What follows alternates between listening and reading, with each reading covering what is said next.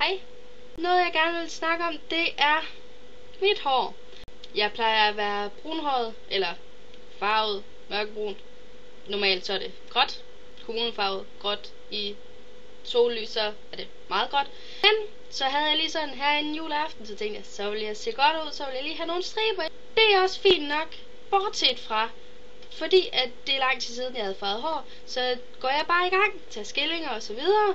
Og så går jeg herfra, og så lige herover. Da jeg kommer herover, går det så op for mig. Jeg har farvet det hele. Resultatet af det, jeg er blevet blondine. Det var nok også fordi jeg havde blond hårfarve i hånden.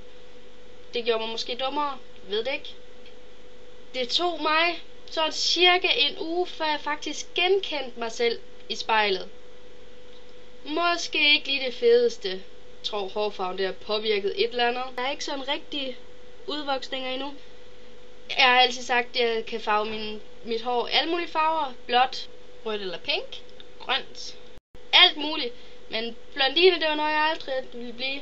Det blev jeg så ved en fejltagelse selvfølgelig. Men så fordi at det er så svært at blive blondine, sådan, hvor det er pænt og sådan noget, så tænkte jeg, at det blev sådan nogenlunde pænt. Så kunne jeg lige så godt blive ved. Så nu er jeg farvet. Jeg tror, jeg har fået 3 hårfarver i eller et eller andet.